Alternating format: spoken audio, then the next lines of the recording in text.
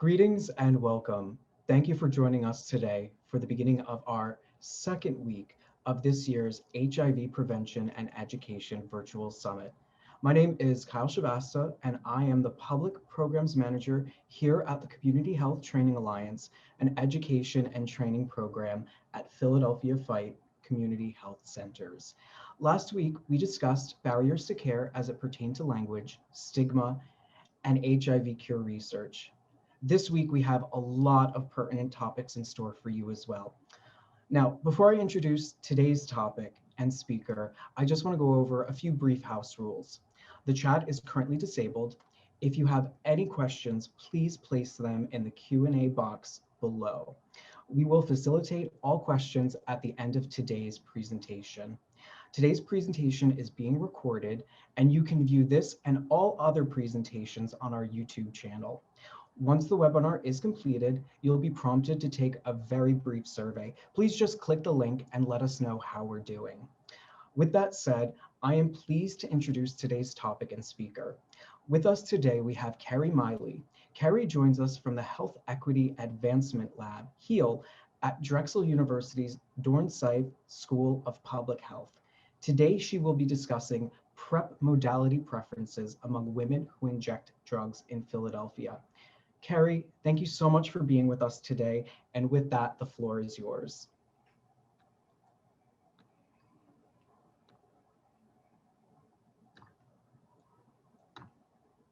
Well, thank you. And thank you to the Community Health Training Alliance for hosting this space to share and to learn from one another during this pivotal time in HIV prevention.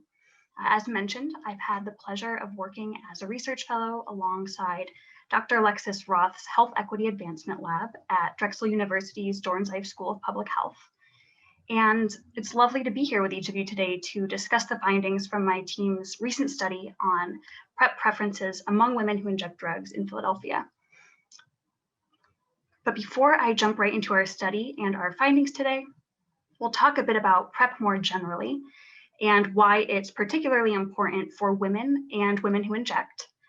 Then I'll introduce the intervention my team developed to engage women who inject drugs in PrEP care.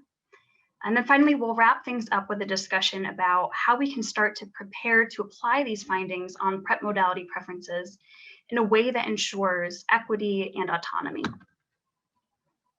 So first, some background.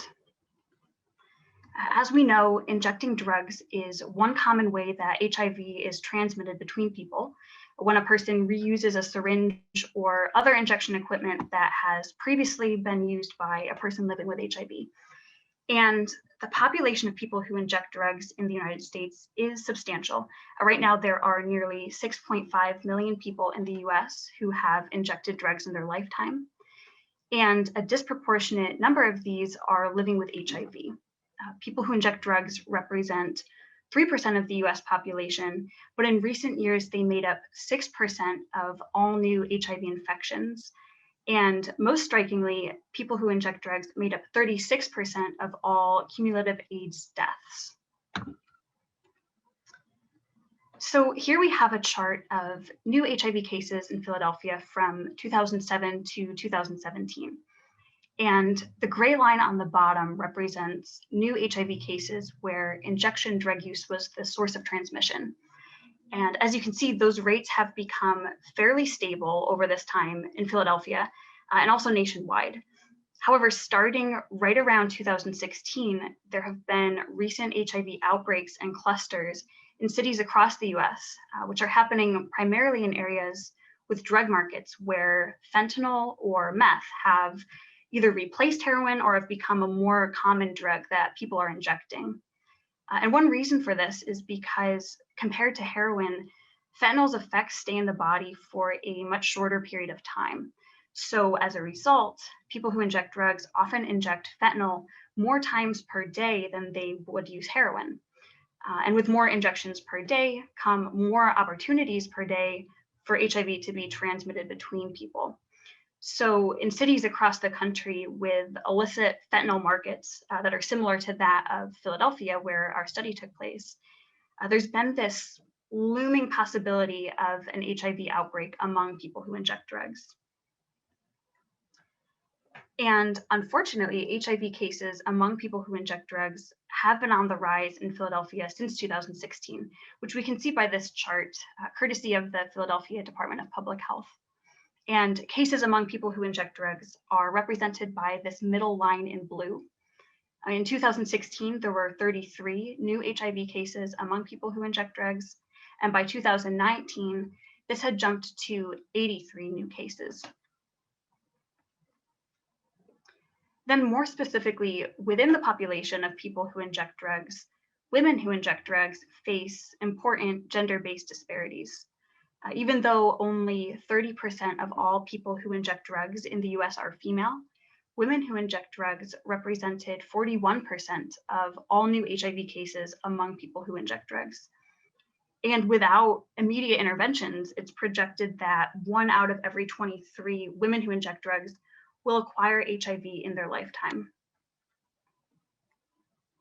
So considering this really substantial HIV risk among women who inject drugs, it's important that we build up interventions that can prevent HIV transmission among women who are at risk of contracting HIV. And that's where PrEP comes in. For those who may be unfamiliar, PrEP stands for pre-exposure prophylaxis, which is a preventative medication for people who are likely to be exposed to HIV.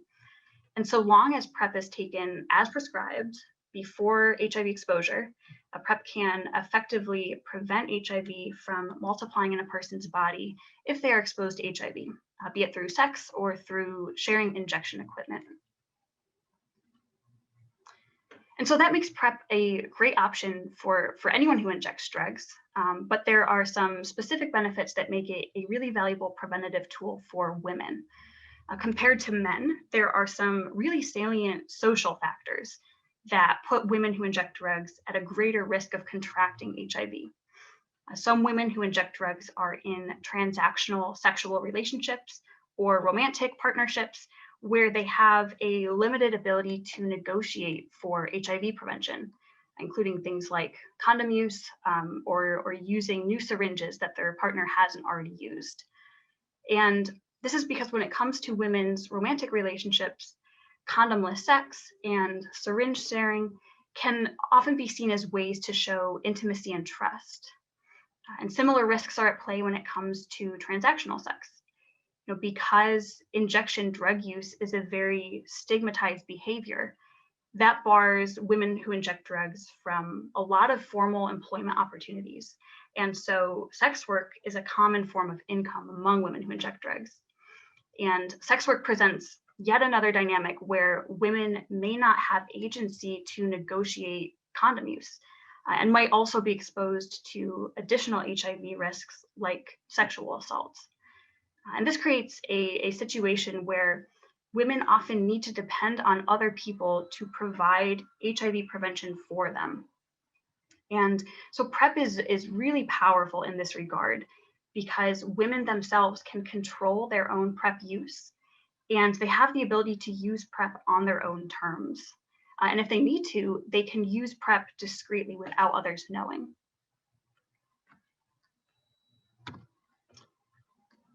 But despite all of these benefits for women, there is still a lot of ground to cover when it comes to making sure PrEP is being made available and is also being utilized by women who need it. As it stands, there are really significant disparities in PrEP use.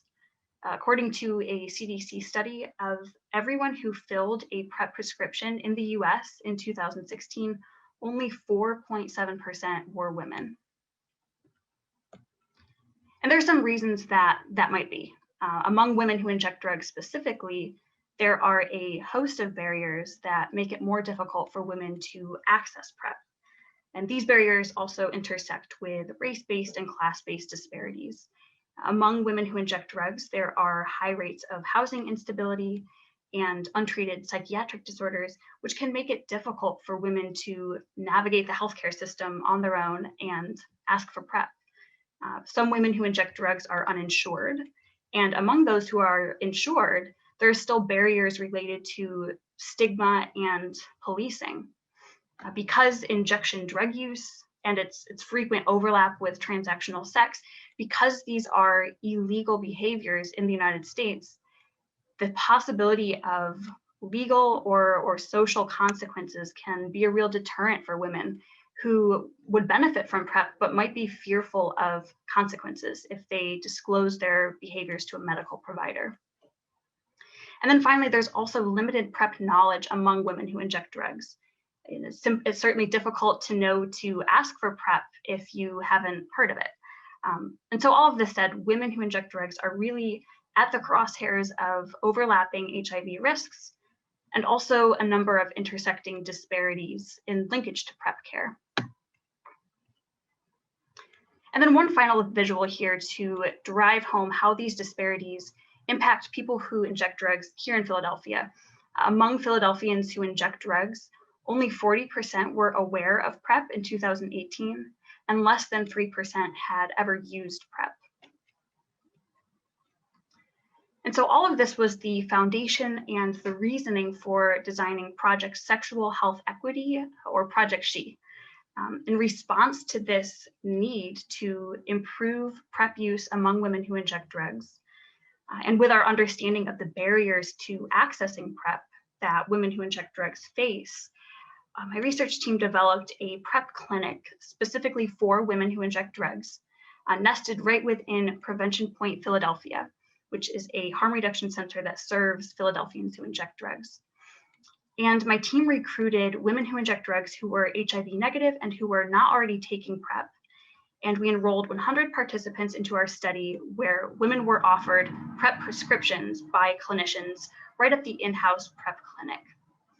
And with this approach, we were aiming to provide a comprehensive continuum of PrEP care by making sure women were, first of all, were aware that PrEP existed, were able to easily access PrEP by making it available right at Prevention Point, which is a place that women already frequented and a place that had already put in the hard work to gain the trust of a large community of women who inject drugs in Philadelphia. In addition, this project offered PrEP prescriptions on site. We helped uninsured women obtain health insurance to cover their PrEP. We assisted women in initiating PrEP and adhering to PrEP, and also supported women in remaining in PrEP care after the study concluded. And along the way, we collected data to measure the outcomes of each of these variables. All of our data was collected between April 2018 and October 2019, and we held all of our recruitment and data collection activities at Prevention Point's weekly Ladies' Night event, which offers 3 hours each Tuesday night that is exclusive to women. We found that piggybacking our Project SHE activities onto Ladies' Night, this offered a really natural drop-in environment where we could engage participants at their convenience. To be eligible, women needed to be at least 18 years old, cisgender females who had used injection drugs within the past 30 days, and who also met CDC PrEP eligibility criteria. And that criteria includes having a recent STI, reporting inconsistent condom use, and sharing injection equipment. And then over the next 6 months, we had participants meet us for quarterly study visits right at Ladies' Night, where we provided private clinical care and STI testing, brief one-on-one educational sessions about PrEP. We offered on-site PrEP prescriptions and medication pickup that they could pick up the same day at Ladies' Night. And in addition to our routine surveys, we also had a subset of participants who joined us for in-depth interviews at one of their last study visits to help us contextualize the experience of participating in Project SHE. And then before I jump into the findings from this most recent analysis on PrEP preferences, here are the key findings from 2 of our earlier analyses. Project SHE showed really promising results in terms of PrEP interest and initiation. Of the 95 women who went on to enroll in our program, 73% accepted a PrEP prescription and then went on to fill their script. So this is encouraging in terms of Project SHE's ability to make PrEP scripts accessible to women who inject drugs, and to have women accept and fill a PrEP prescription. However, PrEP adherence was a different story. Of the participants who initiated PrEP, only 17% had detectable levels of tenofovir in their urine at any point over the course of the study. And this is something that we confirmed based on urine testing that we conducted throughout the study to look for the presence of PrEP in the body. And this overall lack of adherence to PrEP is concerning because PrEP needs to be taken as prescribed in order to offer effective protection against HIV, especially among people with vaginal exposures. And so this is why new and different PrEP modalities are so worth exploring.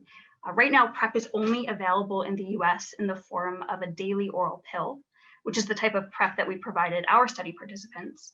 You may know it best by its brand name, Truvada. And daily oral PrEP requires near perfect adherence in order to offer effective protection against HIV, meaning women need to take at least 6 pills each week, and ideally all 7 pills in order for most effective protection. And based on our urine testing, we know that this level of adherence was not being reached by our participants. But new modalities are being developed, and there's a growing body of research suggesting that offering different PrEP modalities might improve medication adherence among women who inject drugs. The PrEP modalities explored in this study are daily oral pills, which again is the modality my team offered Project SHE participants. And the new modalities we also looked at, which are currently under development, these include long-acting injectable PrEP, which is an injection in the arm every 8 weeks, PrEP in the form of vaginal rings, which are inserted in the vagina and replaced monthly, and then PrEP in the form of a vaginal gel, which is applied right before sex. And compared to the daily oral pill, each of these 3 new modalities under development pose a completely different method of application and also a different length of coverage. So this mixed method study we conducted aims to quantitatively measure women's preferences for using each of the 4 different PrEP modalities, and then to qualitatively explore the reasons and circumstances that influence PrEP modality choice by posing the question, how do women who inject drugs' personality factors, life experiences, and sociodemographic contexts influence women's PrEP modality preferences?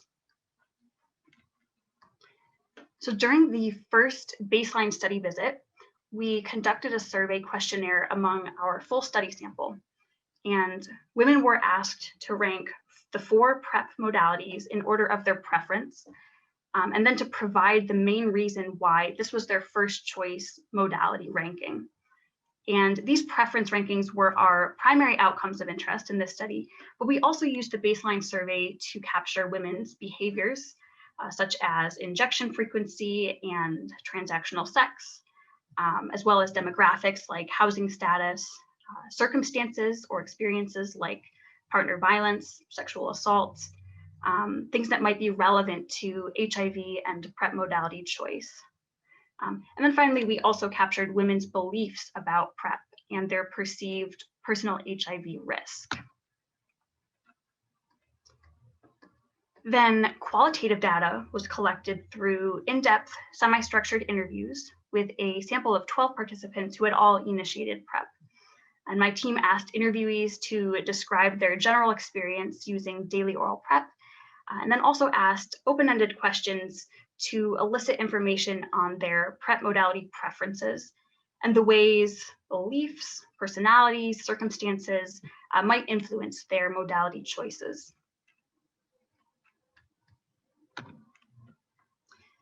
And then finally, we integrated these survey findings with the interview findings, which allowed us to draw interpretations from the merged data as a whole. So all in all, our full study sample consisted of 95 cisgender women who inject drugs and represented an array of races, sexual identities, education levels, and insurance types. Something to note here, nearly 90% of people had public health insurance, which means they did have insurance to access PrEP. About 2/3 of participants injected drugs daily, Almost 2/3 had engaged in transactional sex in the past 6 months. 23% reported sexual assault in the past 6 months. And then in terms of PrEP beliefs, slightly over half of women considered themselves unlikely to contract HIV. And almost all women said that they felt confident in their ability to adhere to daily oral PrEP. And we also stratified each of these characteristics by PrEP modality choice as women's #1 preference to see whether women with certain characteristics were more likely to prefer certain types of PrEP. And the only association we found was that white women were significantly more likely than non-white women to prefer long-acting injectable PrEP. And we'll loop back around to this finding later on in the presentation to discuss what it might mean for PrEP use and disparities. All right, and here's the breakdown of participants' PrEP modality preference rankings for each of the 4 modalities we asked about. We'll work our way through each of these modalities in more detail on the next slides.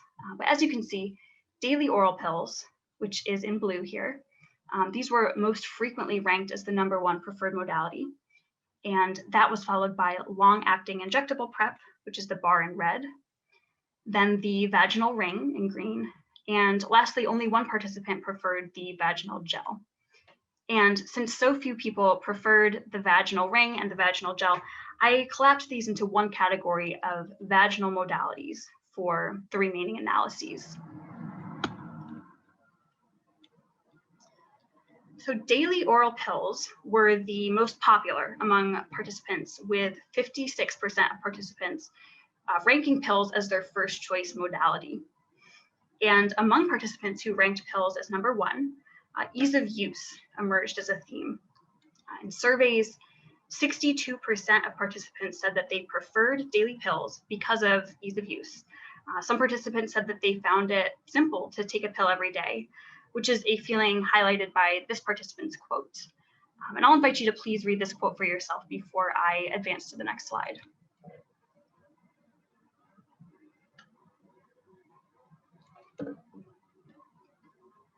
And then in addition to ease of use, feeling comfortable with the process of taking pills and having familiarity with oral pills, these were also sentiments that participants expressed in their surveys as reasons they preferred PrEP in the form of pills. Some of our participants said that they were already taking daily pills for other health reasons and said that it just wasn't a big deal to add a daily PrEP pill into the mix. And this is reiterated in the quote below.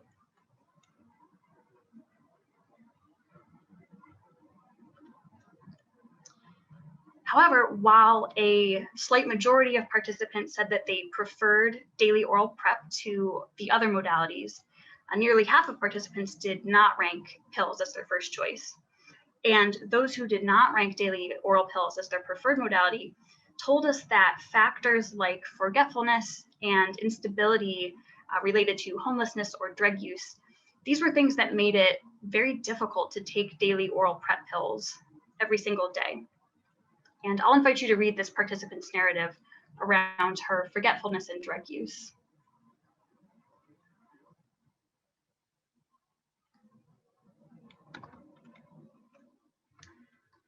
And we also had several participants discuss their difficulty taking PrEP that was directly related to housing instability and the potential for having their pills lost or stolen while living on the street.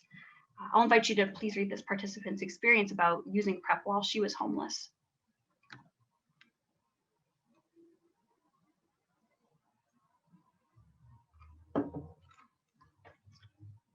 Then long-acting injectable PrEP was the next most preferred PrEP modality, which was ranked #1 by 36% of participants. And of everyone who ranked injectable PrEP as their first choice modality, this was primarily because women felt that it's easier to use, according to 79% of study participants, and also because of injectable PrEP's longer length of coverage. Injectable PrEP only requires the participants' active involvement every few months, as opposed to once a day for daily pills. And both of these reasons are highlighted in the following quote, which I'll invite you to read.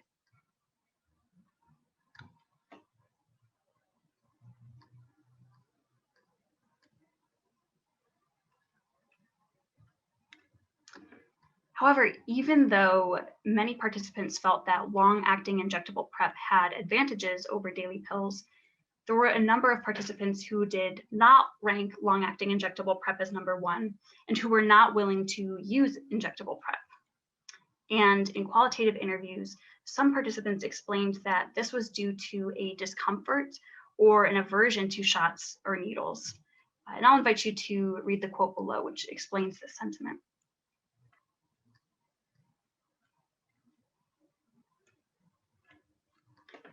And then one more notable result about injectable PrEP before we move on to our final modalities. We found that a few participants told us during their surveys that daily pills were their number one modality. But then in our in-depth interviews, the same women shared with us that they had really struggled to remember to take daily oral PrEP because of complicating life factors like homelessness and drug use. So after realizing their difficulty taking daily oral PrEP, these women changed their preference from pills to long-acting injectable PrEP. And then finally, both vaginal rings and vaginal gels were comparatively unpopular in terms of number one modality preference ranking. Only 7% of participants preferred vaginal rings. Only 1% of participants preferred the vaginal gel. And for those very few who did rank a vaginal modality as their number one preferred modality, in surveys, 75% of them said that this was because they felt vaginal modalities were easy to use. None of our qualitative interviewees ranked either vaginal modality as their number one preferred, but we did learn from interviews that this may be due in part to perceived ineffectiveness and the potential for use errors with these modalities.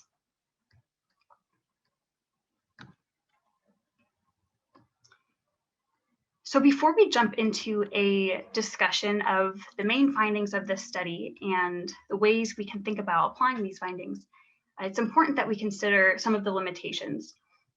For one, it's important to remember the very limited number of participants who preferred one of the two vaginal modalities when we interpret findings around the vaginal ring or gel. In addition to that, our study took place in a neighborhood in Philadelphia with a well-known open-air drug market and sex stroll. And we only recruited people who were willing to come into Prevention Point Philadelphia. So these were women who were likely underserved, but not unserved. So our sample's characteristics may not generalize to other locations or to other populations of women who inject drugs who might have different levels of engagement in harm reduction care and who might experience different environmental factors. But with that said, there are a number of key takeaways from this study that give us insights on PrEP preferences among women who inject drugs. For one, this study shed some light on the poor PrEP adherence that we measured in our study sample. Specifically, how for some women, poor adherence had a lot to do with the way that PrEP can currently only be taken in the form of a daily oral pill. Taking a pill every day proved to be quite difficult for many participants. And this was due to intrapersonal factors like forgetfulness or drug use, but also to external factors like theft of medication, things that were related to participants' environments. And with those difficulties taking daily oral PrEP, many participants felt that long-acting injectable PrEP holds promise as a modality that could improve PrEP adherence, particularly because of injectable PrEP's ease of use, its convenience with fewer pharmacy visits required, and its longer length of coverage, with long-acting injectable PrEP all in all being a more passive modality that only requires the active involvement of participants once every couple of months as opposed to once a day. And so knowing that long-acting injectable PrEP has these benefits, we were a bit surprised that it wasn't more popular among our participants. Daily oral pills were still the most preferred modality among participants, even though the vast majority of participants were non-adherent to the daily oral PrEP pills that they were given through Project SHE. So there's a discrepancy there between women's preference and women's ability to adhere to their preferred modality. And one piece of that discrepancy might be explained by the aversion to shots that some women had.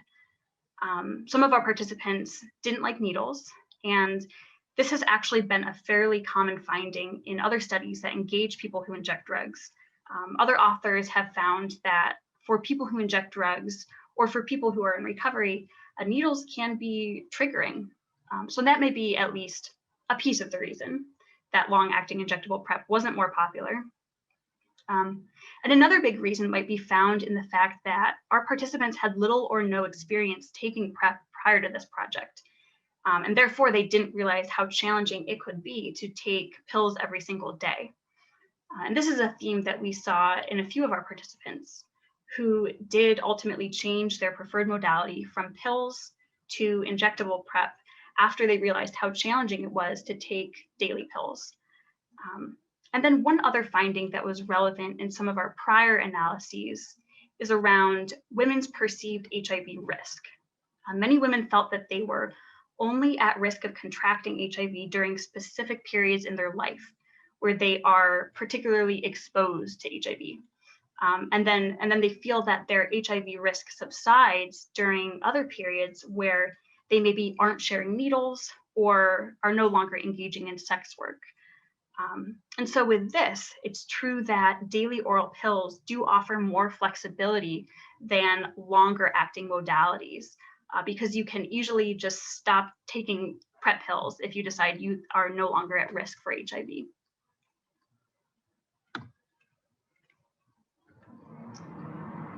And then another key finding is around the variety of PrEP modalities women were most interested in.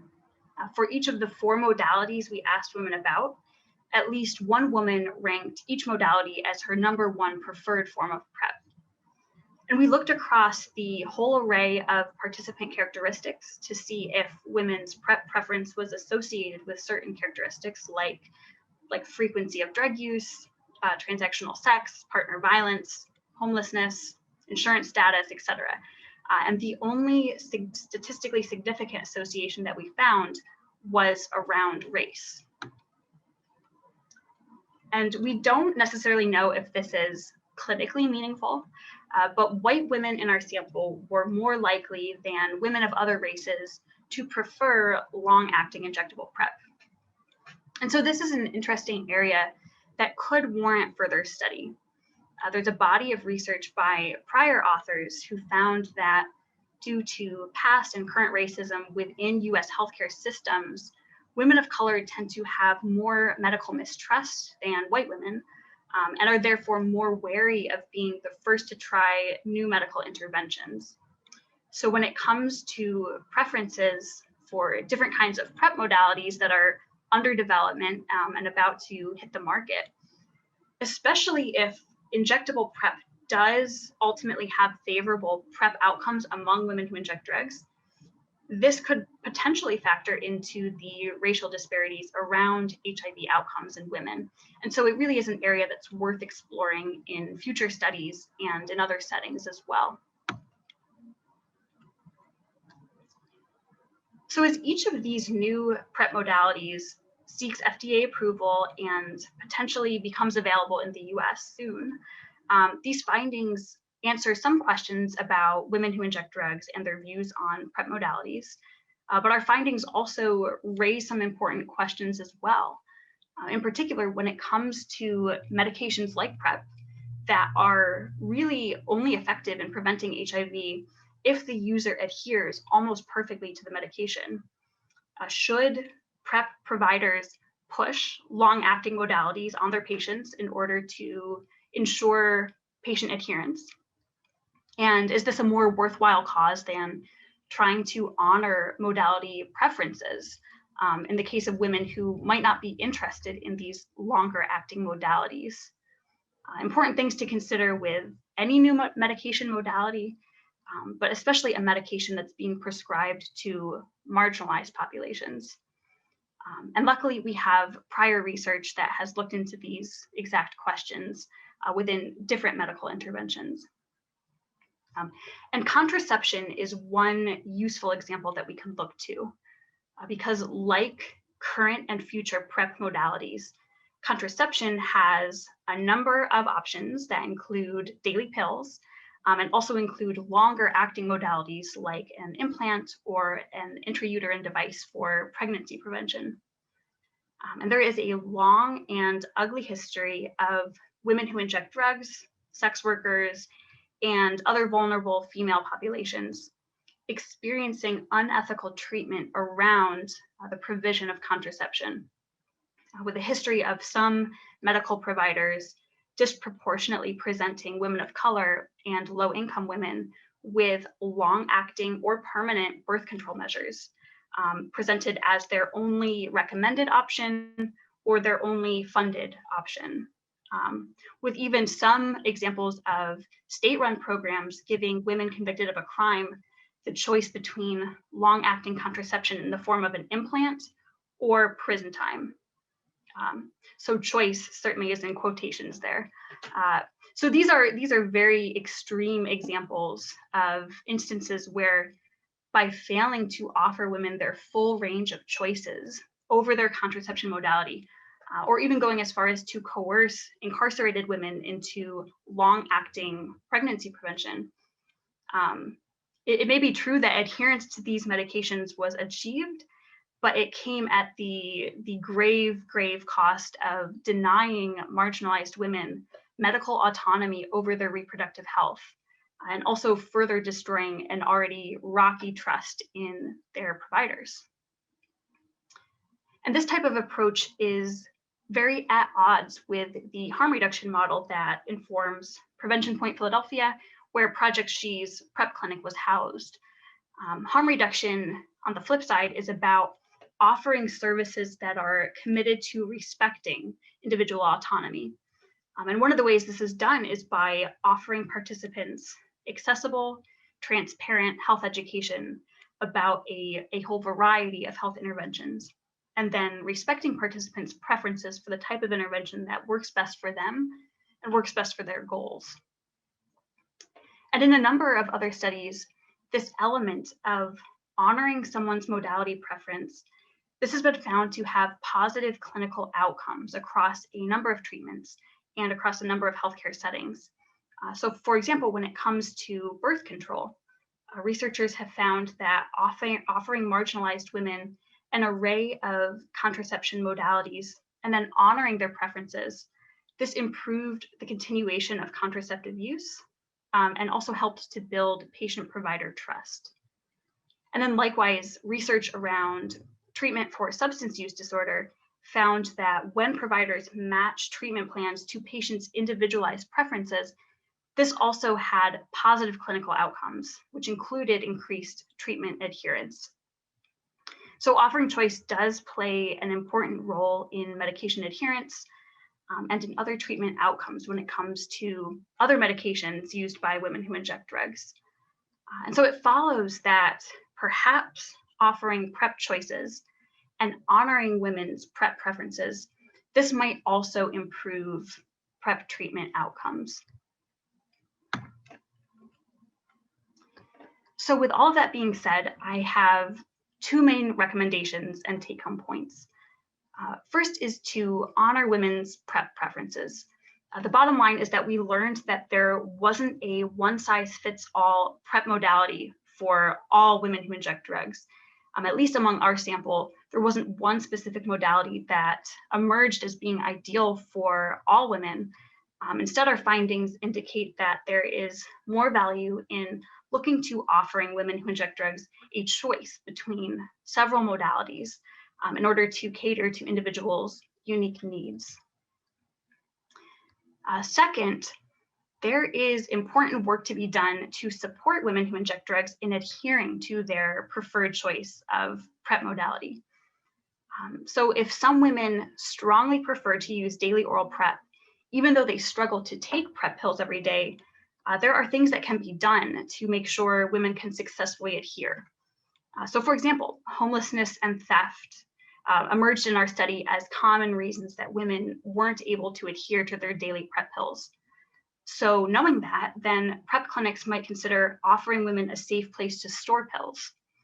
If forgetfulness is a main reason for some women, then maybe daily text message reminders or phone calls could be useful, or offering any other number of individualized supports so that women who want to be on PrEP can adhere to PrEP without compromising their ability to choose a modality that best suits their life and their needs. All right, and finally, this project is due for a number of thank yous. First to the principal investigator of this study and the director of the Health Equity Advancement Lab, Dr. Roth, for her guidance through this project, as well as to each of the members of the Project SHE research team for all of their hard work. A big thank you to Prevention Point Philadelphia for hosting and collaborating with my team on this project, and to our many incredible community research partners, our study consultants, our funders, and of course, a thank you to each of our study participants. We would not have these insights on PrEP modality preference without them.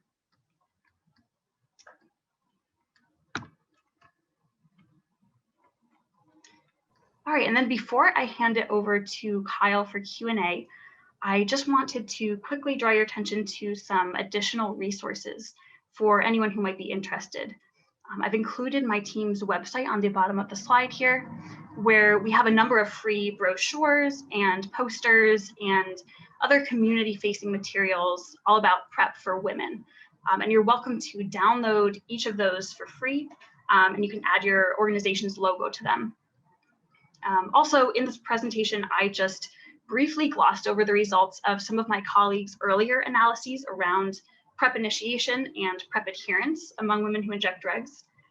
And so if you're interested in perusing the full results of either of those studies, you can find them on the conference website in the digital poster library. All right, and with that, I will pass it over to Kyle, and I'll stick around for any questions or comments you may have.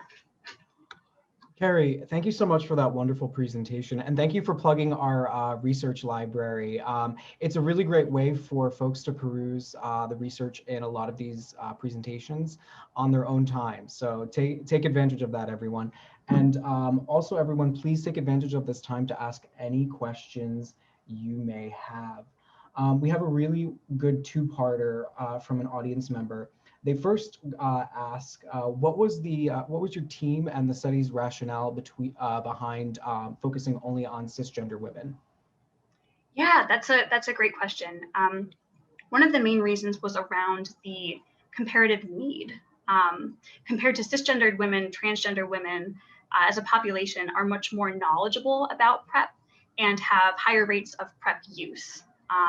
In addition to that, there are some biological differences in the levels of protection PrEP offers people who might be exposed vaginally. And then also our study looked at some of the important, interesting social factors related to taking PrEP, specifically among cisgender women. So when it comes to factors like perceived stigma, risk of violence, there are also meaningful differences between cisgender women and transgender women there. So because of those differences, it made sense to engage cisgender women specifically for the purposes of this study.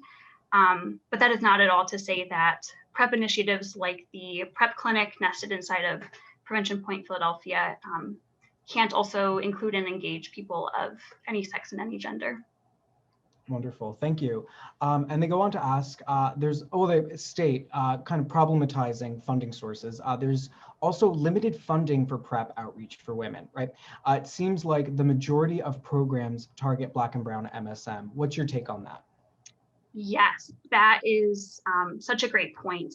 And that does seem to be a big part of the reason that there's such a large disparity between men who access and use PrEP and women. I also feel that in a lot of ways, PrEP has kind of been marketed in certain ways for men who have sex with men. And so because of that, there's less conversation going on within women's social networks, talking about PrEP within their, among their friend groups and their peers. So absolutely, I would definitely agree that that's a big part of the reason. And hopefully, as more women do start to become aware that PrEP exists and to engage and have positive experiences with PrEP, that's a divide that we'll start to see go down as women start to talk about it more and share it with other women in their life. Awesome. Thank you for that. We have another question. You may have discussed this, but did birth control preferences affect PrEP preference or is there any correlation between that? That is such a great question. That is a separate analysis for another day. We have not yet tapped into seeing whether there's correlation there between birth control modalities and PrEP preference modalities. But that is something we're interested in looking at in the near future. So stay tuned. Awesome. Thank you for that question and thank you for that answer. So folks, please put your thinking caps on and ask any questions you may have. I have one question actually. So in thinking about all the ways in which we're thinking about how we can offer PrEP to people, and you mentioned you said soon to be on the market. What is your prediction for the PrEP modalities you researched? What do you think are going to be the ones that are going to hit the market quickest? And what do you think are going to be the modalities that are going to take some time? Yeah, that's a great question. I'm not entirely sure the speed of FDA approval, but from what I've seen, all signs point to pretty soon we'll have some of these modalities on the market. I read that CAB, aka injectable PrEP, this is due to submit for FDA approval later this year. And also the Vaginal Ring just recently had its new drug application accepted for filing by the FDA this March, I believe it was. So those are two that I would imagine could become available to US consumers pretty soon. And in terms of modalities that would probably lag behind, so our study didn't look at an entire exhaustive list of all new PrEP modalities. There are some others that are in the pre-trial stages, and those include things like vaginal sponges, intravaginal tablets, and I would imagine that those would be modalities that would be much later down the pike, considering their stage in their clinical trial process. Gotcha. Well, it's exciting to think about the different ways in which we can access PrEP now. So someone in a similar vein, another person asked, will the vaginal ring also be studied as a rectal anal ring? Interesting. I do not know that off the top of my head.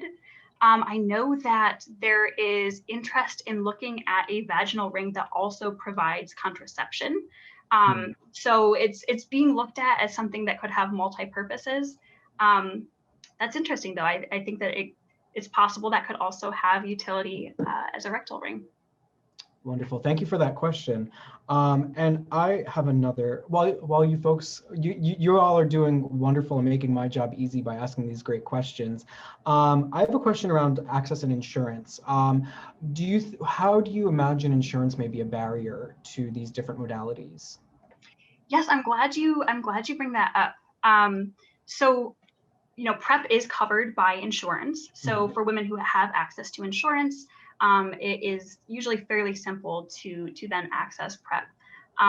But it is a misconception among providers, we've learned, that all women who inject drugs are uninsured. And in our study sample, that was not the case. It was actually 90% of women already had public insurance and therefore could get PrEP through the insurance that they were on.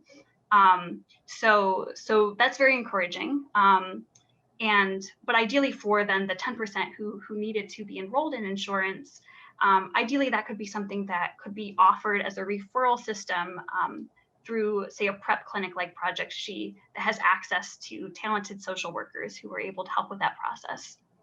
Wonderful. And remind our audience where Project She is located. Yes, Prevention Point, Philadelphia, which is a comprehensive harm reduction center. Awesome, thank you. We have another great question. With the mistrust in healthcare systems for Black women, what is being done to educate the safety of PrEP for Black women? Yes, that's a great point. Education is an incredibly important piece that can ideally help mitigate mistrust. Um, I would really point to the incredible work that Prevention Point is doing in this area. Prevention Point is really built around building positive relationships with people, as well as hiring people of color to help build that trust. And so I think the combination of, providing fully transparent health education, whether it's around PrEP or whether it's around overdose prevention, these are things that can really be helped when they take place within an organization that has put in the hard work that Prevention Point has done to gain community trust. Yeah, and I love Prevention Point. They're doing wonderful work, and they've been doing tremendous work throughout the pandemic as well. So I can imagine that was a impediment upon this project. Did the pandemic actually impact Project She at all? Luckily we had just finished the in-person data collection pieces before the pandemic. So we lucked out on that. So we were able to just crunch the numbers remotely from home to come up with these analyses. Gotcha.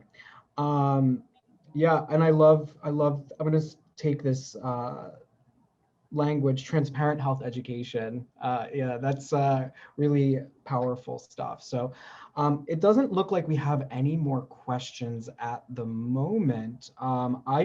Carrie, this was wonderful, very informative.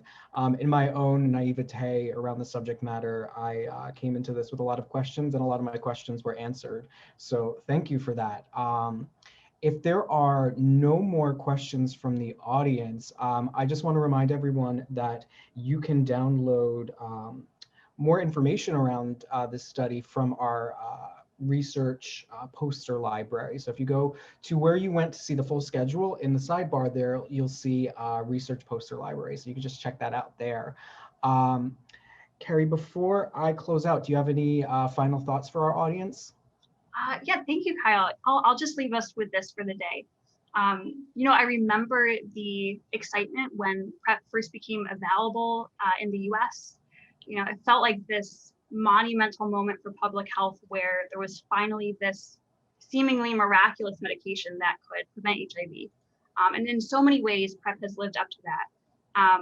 However, in the time since PrEP has become available, we've seen this familiar story unfold where an innovative new drug hits the market, but it fails to make its way to so many of the people who need it.